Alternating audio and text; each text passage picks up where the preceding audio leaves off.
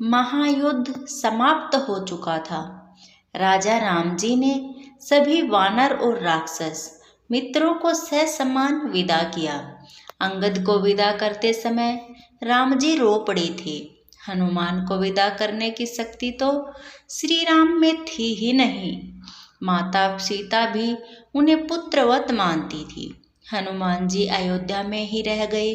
श्री राम जी दिन भर दरबार में शासन व्यवस्था में व्यस्त रहे। संध्या जब शासकीय कार्यों से छूट मिली तो गुरु और माताओं का कुशल क्षेम पूछकर अपने कक्ष में आए। हनुमान जी उनके पीछे पीछे ही थे। श्री राम जी के निज कक्ष में उनके सारे अनुज अपनी अपनी पत्नियों के साथ उपस्थित थे। वनवास, युद्ध और फिर अनंत औपचारिकता के पश्चात यह प्रथम अवसर था जब पूरा परिवार एक साथ उपस्थित था। श्री राम जी, माता सीता और लक्ष्मण और भरत, किंतु अन्य वधुओं में एक बाहरी अर्थात हनुमान जी का वहां होना अनुचित प्रतीत हो रहा था। चूंकि शत्रुघ्न सबसे छोटे थे, अतः वे ही अपनी भाभियों और अपनी पत्नी की इच्छा पूर्ति हेतु संकेतों में ही हनुमान जी को कक्ष से जाने के लिए कह रहे थे। पर आश्चर्य की बात थी कि हनुमान जैसा ज्ञाता यह मामूली संकेत समझने में असमर्थ हो रहा था। फिर भरत को ध्यान आया कि भैया भाभी को भी एकांत मिलना चाहिए। उर्मिला को देख उनके मन में हुक उठती थी। इन पतिव्रता को भी अपने पति का सानिध्य चाहिए। अतः उन्होंने राम जी से आज्ञा ली और सबको जाकर विश्राम करने की सलाह दी। जब उठे और राम जी और जानकी जी का चरण स्पर्श कर जाने को हुए, परंतु हनुमान जी वहीं बैठे रहे। उन्हें देख अन्य सभी उनके उठने की प्रतीक्षा करने लगे कि सब साथ ही निकले बाहर। राम जी ने मुस्कुराते हुए हनुमान जी से कहा, क्यों वीर, तुम भी जाओ, तनिक विश्राम कर लो। हनुमान जी बोले, प्रभु आप सम्मुख हैं, इससे अधिक विश्रामदायक भला कुछ हो सकता है? मैं तो आपको छोड़कर नहीं जाने वाला। शत्रुघ्न तनिक क्रोध में बोले, परंतु भैया को विश्राम की आवश्यकता है कपीश्वर, उन्हें एकांत चाहिए। हाँ, तो मैं कौन सा प्रभु की विश्राम में बाधा डालता हूँ? मैं तो यहाँ पैताने बैठा हूँ। आपने कदाचित सुना नहीं, भैया को एकांत की आवश्यकता है। पर माता सीता तो यही है, वे भी तो नहीं जा रही, फिर मुझे ही क्यों निकालना चाहते हो? आप सभी भाभी को भैया के साथ एकांत में रहने का अधिकार प्राप्त है। क्या उनके माथे पर आपको सिंदूर नहीं दिखता? हनुमान आश्चर्यचकित रह गए।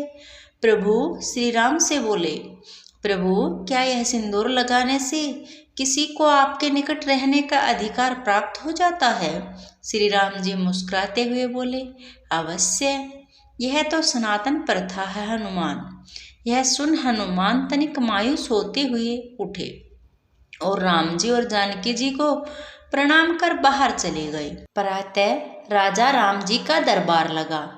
साधारण औपचारिकता कार्य हो रहे थे कि नगर के प्रतिष्ठित व्यापारी न्याय मांगते दरबार में उपस्थित हुए। ज्ञात हुआ कि पूरी अयोध्या में रात भर व्यापारियों के भंडारों को तोड़ तोड़कर हनुमान जी उत्पात मचाते रहे थे। राम जी ने यह सब सुना और सैनिकों को आदेश दिया, हनुमान जी को राजसभा में उपस्थित किया जाए।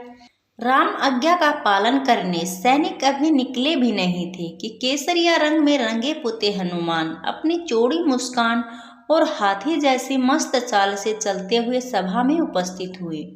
उनका पूरा शरीर सिंदूर से लिपटा हुआ था। एक एक पग धरने पर उनके शरीर से एक एक शेर सिंदूर भूमि पर गिर जाता। उनकी चाल के पीछे और वायु के साथ सिंदूर उड़ता रहता। राम जी के निकट आकर उन्होंने प्रणाम किया। अभी तक सन्न होकर देखती सभा एकाएक जोर से हंसने लगी। अपनी हंसी रोकते हुए सौमित्र लक्ष्मण बोले, यह क्या किया कपिश्रेष्ठ? यह सिंदूर से क्या स्नान कर लिया? क्या यह आप वानरों की कोई प्रथा है? हनुमान जी प्रफुल्लित स्वर में बोले, अरे नहीं भैया, यह तो आर्यों की प्रथा है। मुझे कल ही पता चला कि अगर एक चुटकी सिंदूर लगा लो तो प्रभु के पास रहने का अधिकार मिल जाता है, तो मैंने सारी अयोध्या का सिंदूर लगा लिया। क्यों प्रभु, अब तो कोई मुझे आपसे दूर नहीं कर पाएगा ना। सारी सभा हंस रही थी और भरत हाथ जोड़कर आंसू बहा रहे थे। यह देख शत्रुघ्न बोले, भैया सब हंस रहे हैं और आप रो रहे हैं, क्या हुआ? भरत स्वयं को संभालते हुए बोले, अनुज तुम देख नहीं रहे, वानरों का एक श्रेष्ठ नेता, वानर राज सबसे विद्वान मंत्री, कदाचित संपूर्ण मानव जाति का सर्वश्रेष्ठ वीर, सभी सिद्धियों सभी निधियों का स्वामी, वेद पारंगत, शास्त्र मृमज्ञ एवं कपि श्रेष्ठ, अपना सारा गर्व सारा ज्ञान भूल कैसे श्री राम भक्ति में लीन है। प्रभु राम की निकटता प्राप्त करने की कैसी उत्कंठ इच्छा, जो यह स्वयं को भूल चुका।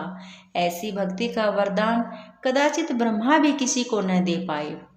मुझ भरत को राम जी का अनुज मान भले कोई याद कर ले, पर इस भक्त शिरोमणि हनुमान को संसार कभी भूल नहीं पाएगा। हनुमान को बारंबार प्रणाम। जय श्री राम, जय श्री राम, जय